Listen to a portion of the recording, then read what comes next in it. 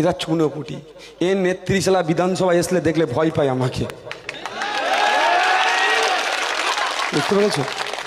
হাঁ করলে হাওড়া বলছে কি শিয়ালদা বুঝে আমার বোঝার ক্ষমতা আছে ভাই। হ্যাঁ, আপনার যাকে ইচ্ছা ভোট দেবেন, তবে একটা কথা, যে গাছ লাগাবেন সেই ফলেরই আশা করবেন। লাগিয়েছেন আম গাছ আর আপনি জামের আশা করছেন পাবেন। দিয়েছেন চোরকে ভোট, আপনি ভালো সমাজ ব্যবস্থা চাইছেন পাবেন। তাহলে ভালো সমাজ ব্যবস্থা চাইলে ন্যায়ের উপরে যে দাঁড়িয়ে আছে, নীতির উপরে যে দাঁড়িয়ে আছে, তাকে ভোট দিতে হবে। আমি আপনাদের বলবো, রাজনীতিকে মারামারি হানাহানিতে জড়াবেন না। এতে লাভ কার হবে? দাদার হবে। এতে লাভ কার হবে? দাদাদের হবে।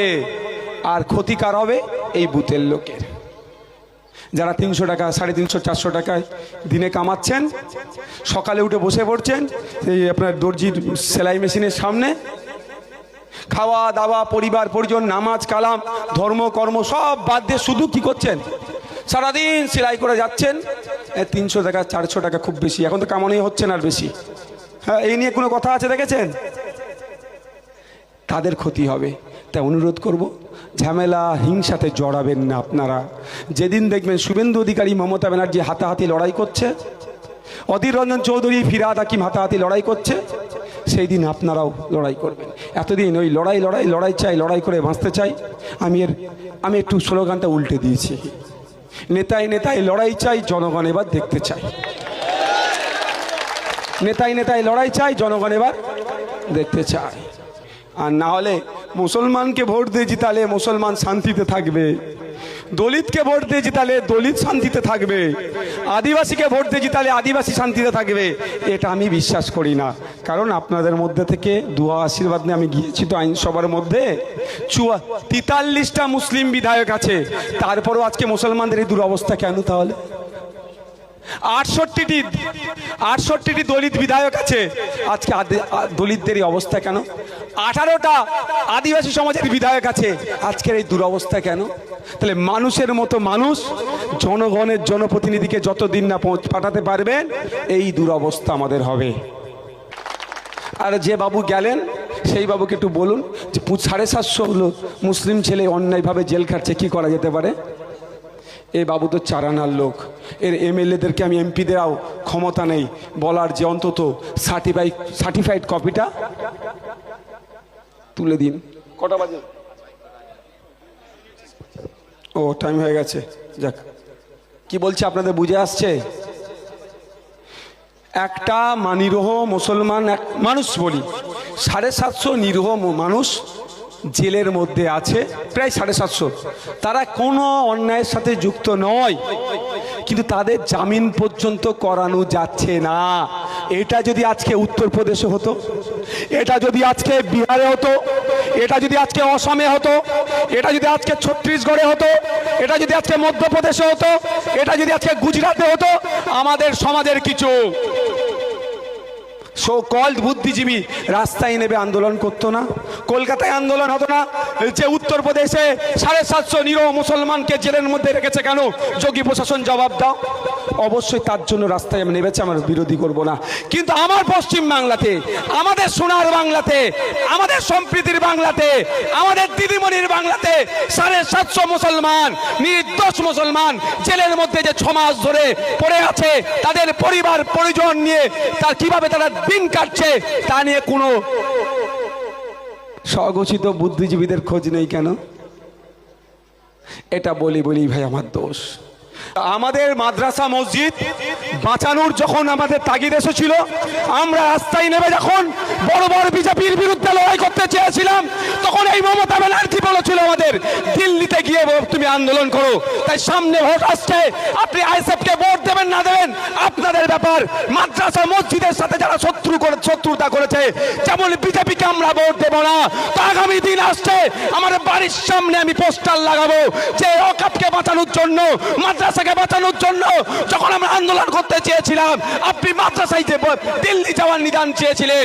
এই ভোট আসছে, তৃণমূলের কেউ না আমার কাছে ভোট চাইতে আসে, ভোট চাইলে দিল্লিতে গিয়ে ভোট চাও। বলতে পারবেন তো নাকি? সেই ন্যূনতম ঈমান যেন আপনাদের মধ্যে থাকে। আমি বলছি আমাকে ভোট দিতে হবে না, খামচিহ্নকে দিতে হবে না, ভালো অপব্যাখ্যা যেন কেউ না করে ফেলে। আমি কি বলছি, আপনাকে খামচিহ্নকে দিতে হবে না ভোট, ভালো লাগলে দেবেন, না হলে দেবেন না। কিন্তু মাদ্রাসা মসজিদের সাথে যারা শত্রুতা করছে সেই বিজেপিকে ভোট দেবেন। আপনারা সেই বিজেপিকে ভোট দেবেন। আমাদের গলা কেটে দিলেও সেই বিজেপিকে আমরা ভোট দেব না, কারণ মাদ্রাসা মসজিদকে ওরা এখন টার্গেট করেছে। ওরা মাদ্রাসা মসজিদকে দখল নিতে চাইছে, আমার পূর্বপুরুষের কবরস্থানকে ওরা দখল নিতে চাইছে। সেই বর্বর বিজেপিকে আমরা একটাও ভোট দেব না। ঠিক একই সাথে আইনটা নিয়ে এসেছে, ওই আইনের প্রতিবাদ যখন আমরা করতে চাইছি, বকলমে বিজেপির সাথে এই অপদস্থ তৃণমূল হাত মিলাচ্ছে, তাহলে আগামী দিনে এই তৃণমূলকে আমরা একটাও দেব না। মাথায় থাকবে তো নাকি? আমি আবারও বলছি, তৃণমূলকে ভোট দেবেন না মানে আমাকে দেবেন ওটা বলছি না, নোটা বলে একটা অপশান থাকে সবার লাস্টে, প্রয়োজন ওখানে দেবেন। জবাব যদি না আপনি দেন, আপনার কাছে হাঁটু গেড়ে বসবে না। আপনার ভোটটা তো এমনি পেয়ে যাচ্ছে, বলে মেঘ না চাইতে পানি, মেঘ চাওয়ার কি দরকার? আপনার ভোট তো এমনি পেয়ে যাচ্ছে, তাহলে আপনার হয়ে কথা। আমি ভেবেছিলাম জানেন কি, মমতা ব্যানার্জি এবার সব ভোট নিজের পকেটে ভরে নিল। আর আমি ভেবেছিলাম এমন হয়তো পজিশন তৈরি করবে, হয়তো মুখ্যমন্ত্রী ডাক দেবে, র্যালি বার করবে, হয়তো নওশাদকেও সেই র্যালিতে হাঁটতে হবে ওয়াকফ বাঁচানোর জন্য। বিশ্বাস করুন, আমি ভেবেছিলাম আমার রাজ্যের মুখ্যমন্ত্রী দায়িত্ব নেবে, বিজেপির বিরুদ্ধে লড়াই, সারা রাজ্যের মানুষকে সম্প্রীতির স্বার্থে, ঐক্যের স্বার্থে, সংবিধান বাঁচানোর স্বার্থে ডাক দেবে বিজেপির এই কালা কানুনের বিরুদ্ধে। অ্যাজ চিফ মিনিস্টার আমি রাস্তায় নামবো, বাংলার মানুষ আমার সাথে নামবো। আমি ভেবেছিলাম তখন আমাকেও নামতে হতো। রাজ্যের মুখ্যমন্ত্রীর নেতৃত্বে মিছিল হবে বিজেপির কালা কানুনের প্রত্যাহারের জন্য। রাজ্যের ধর্ম, বর্ণ, জাত নির্বিশেষে রাজনৈতিক মতপার্থক্যের ঊর্ধ্বে এক মিছিলে পা মিলাবো। আমি ভেবেছিলাম, তার উল্টোটা কি হলো? কি হলো? আন্দোলনের নামে যে আন্দোলন না করতে পারে বন্ধ করে দিল, ভয় দেখিয়ে দিল, চমকে দিল।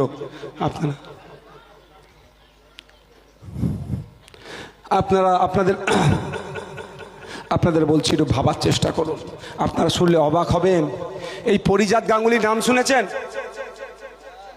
ওই কুলাঙ্গারটা বৈধ কাগজপত্র থাকার পরেও গরু নিয়ে যাচ্ছিল।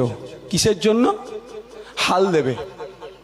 একটা মা গরু কিনে নিয়ে আসছিল কিসের জন্য? বিধবা মা দুধ বিক্রি করে সংসার চালাবে বলে। সেই পরিজাত গাঙ্গুলি ওই গরুগুলোকে কি করেছে? কেড়ে নিয়েছিল। কেড়ে নেওয়ার পরে ওদের উপরে প্রাণঘাতী হামলা চালিয়েছিল। সেই পরিজাত গাঙ্গুলি আজকে জামিন পেয়ে গেছে, আপনারা জানেন কি? হ্যাঁ। আর নিরহ মুসলমানরা ওয়াকফ সম্পত্তি বাঁচানোর জন্য আন্দোলন করছিল, ওর মধ্যে কিছু কুলঙ্গার ঢুকেছিল। কুলঙ্গারের বিরুদ্ধে আমাদের লড়াই। ওই কি ওর নাম কি, দুজন, আরে শামশেরগঞ্জে দুজনকে মেরে দিল না, না আমাদের নামটা এই মুহূর্তে মনে আসছে না, আর একজনকে পুলিশ গুলি করে মেরেছে, তিনজনের নাম আমার মনে আসছে না। যাক, ওই কেন্দ্র করে ইচ্ছাকৃতভাবে নিরহ মুসলমান 750-র কাছাকাছি মুসলমান আজও জেল খাটছে। তাহলে এ ছিল বিজেপির বিরুদ্ধে আন্দোলন করতে গিয়েছিল। হ্যাঁ, ওদেরকে যারা খুন করেছে, আন্দোলনের নামে যারা হিংসা ছড়িয়েছে, তাদের সর্বোচ্চ শাস্তির ব্যবস্থা, ওতে আমাদের কোনো প্রশ্ন থাকবে না।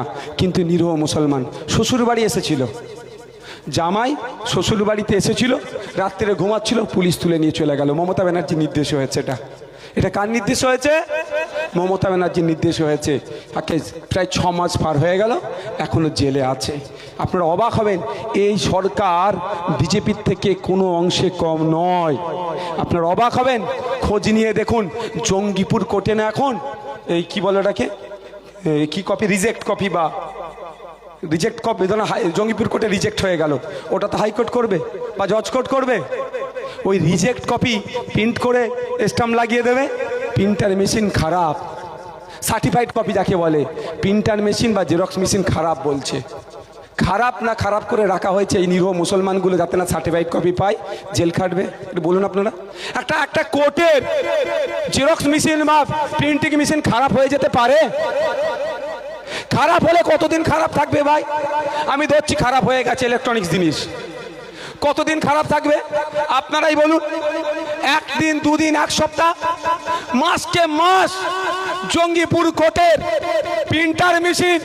প্রিন্টার অথবা জেরক্স মেশিন খারাপ, যার জন্য আমরা চেষ্টা করছি আমাদের ওখানে আমাদের মানবতার খাতিরে যে নিরহ মুসলমানগুলো ওই জেল খাচ্ছে অন্যায়ভাবে তাদেরকে আটকে রেখেছে, তাদের জামিনের জন্য কলকাতা হাইকোর্টের স্বনামধন্য লয়ারদের সাথে কথা বলছি। তারা বলেছে আমরা ন্যূনতম ফিজ নেব, মানুষের স্বার্থে তারা ন্যূনতম ফিজ নিয়ে ওদেরকে জামিন করাবে, আর খরচটা বাকিটা আমি দেবো বলেছি। কিন্তু দুর্ভাগ্য আমাদের সার্টিফাইড কপিটা আমরা এখনো তুলতে পারছি না।